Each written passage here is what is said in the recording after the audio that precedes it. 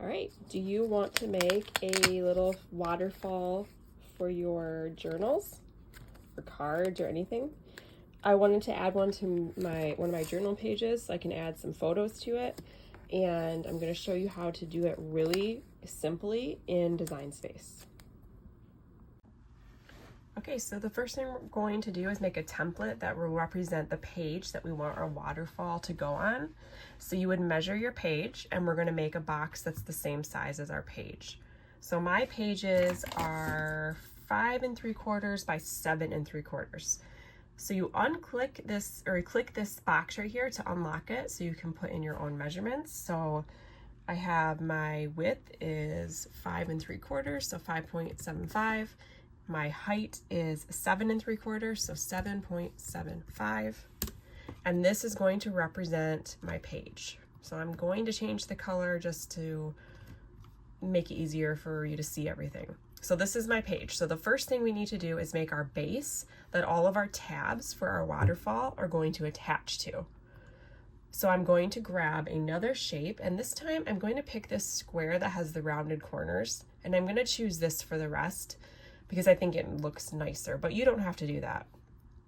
I'm going to put this in the center, and I'm just going to drag it to make it the shape, or the size I should say, that I want my base to be. So I'm just going to kind of drag it until it looks to be about the size that I want it. And this is too big, so I'm going to make it a little shorter. Okay, right about here. And then I think it needs to be a little bit wider, so I'm just going to drag it a little bit until it looks, let's see.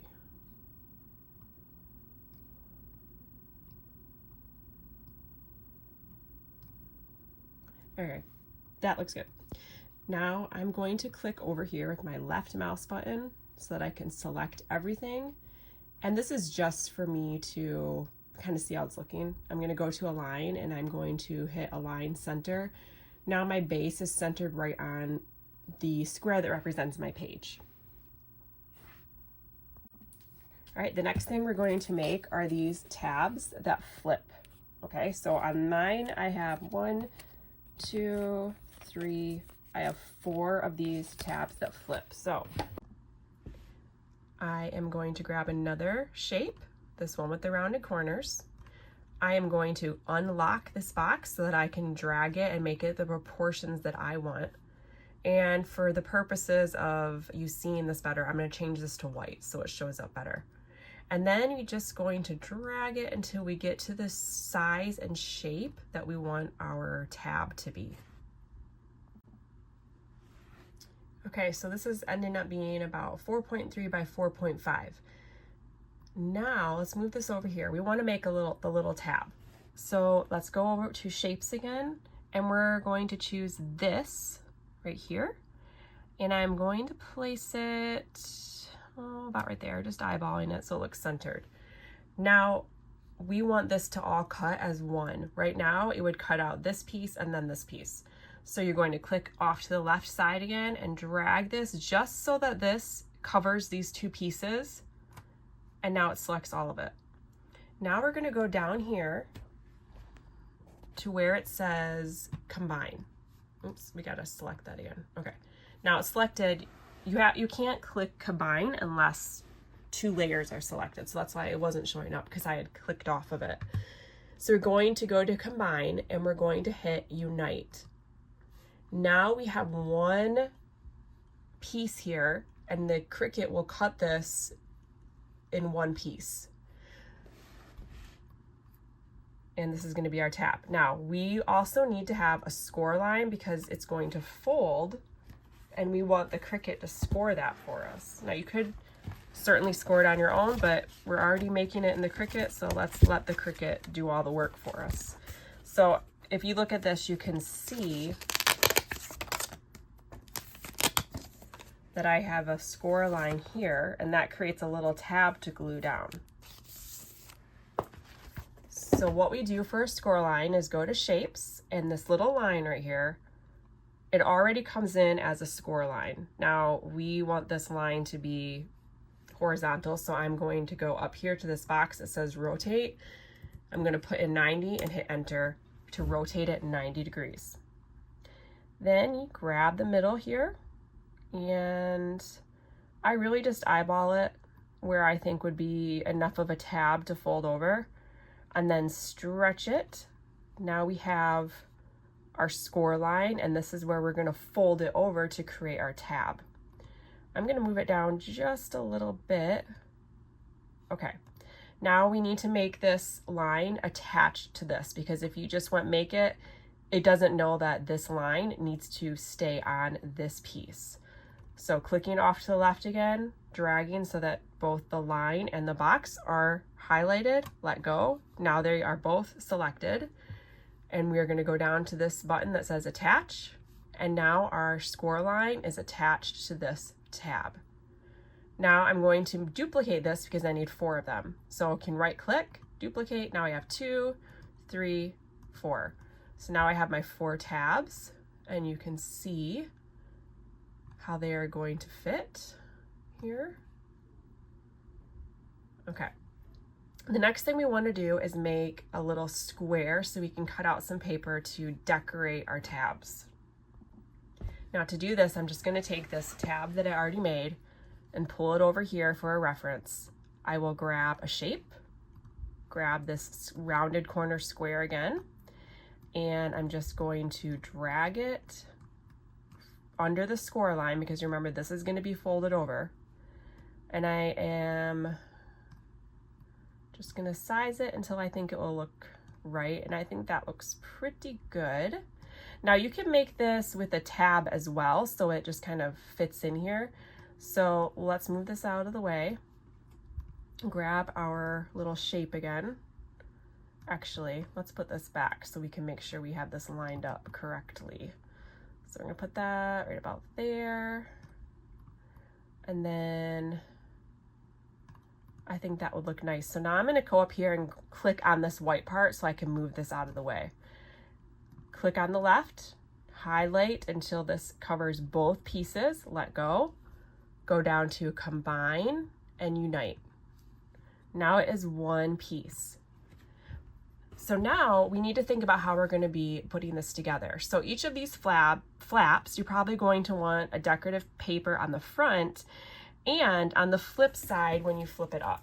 So if you look at mine, I have the decorative paper here, and when I flip it up, I have another piece. So because I have 8 tabs or 4 tabs, I'm going to need 8 decorative pieces to cover the front and the back of those.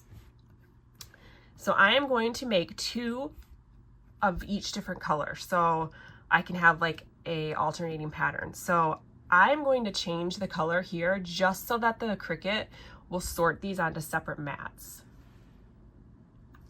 So I'm going to duplicate this here. So now I have 2 of these, and I want both of these to be one color. So I'm just going to pick any color, it really doesn't matter. Click on that. Up here, you can see the colors I've already used in this project. So now these are the same color. I will grab this one and, oops, sorry, this one again. We want to duplicate it because we want 8 of these. So I'm going to make another one of these. This one I'm going to change to this lavender color, and then I'll duplicate that. So now I have 4, and I'm just going to keep on doing this until I have 8 tabs of 2 different colors each.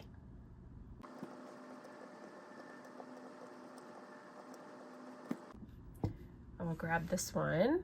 I will grab another rounded square and put it way down here. So if you can't find it, that happens sometimes, go over to the layers panel and click on it, and I can see that it's down here. So I'm going to move it up, and then there are little bars on the side here and on the bottom. And if you drag these, it moves your whole canvas. So sometimes that happens, especially when you have a lot of things on your canvas. So don't forget about these little bars on the side here. Okay, I will take this shape that I just made, and I'm just going to drag it and kind of make it the same size. I think that's gonna work. And I'm gonna make this a different color. something that we haven't used yet, so I'll make it this dark purple. And the only reason I'm changing the colors is because I want to cut different colored papers. You don't have to do that, and the Cricut doesn't know what material you put on your mat. So I'm just doing this because then it's going to sort things on the mat for me and just make it easier. So you could definitely stop here, but I want to make a closure. So let me show you what I mean. So I want to have a piece that comes down, and here you can see I Velcroed it. And so I'm going to make this piece right here. Okay, so let's make our tab closure. I'm going to try to move all these things out of the way. So let's move these way up here in the corner. And I'm going to select these two layers so I can move them both together over here out of the way. I will grab a shape here. I will unlock it so that I can change the proportions in the way that I want. And I will change it to white so it's easier to see. I want my tab to fold behind my base to give it some stability. So I will drag it up past the top here. So let's move this. I'm going to zoom out a little bit so we can see more. Okay. So I want this to fold over the back. So I'm going to drag it down to about here.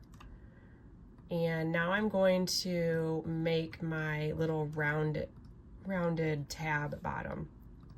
I will grab that pennant shape again, and I'm going to stretch it so that it fits this a little bit better. Okay, I will select both of these things, go over to combine and unite. Now I have one piece here. So let's see how this will fit like this. So now we need a score line so it can fold right here. So we will go back to shapes, grab a line, we will rotate it 90 degrees, and we're going to place it right here. Make it fit. Now let's move this layer out of the way. Now we still need to attach this score line. So select them both, go down to attach. Now our score line is attached. So now we have everything that we need to make our waterfall. Before you make it though, this square right here, this was just our template to see how it was all gonna fit. I'm going to have it selected here, go over to the layers panel and hide it because I do not need to cut that. So let's cut everything and then I will show you how we put it together.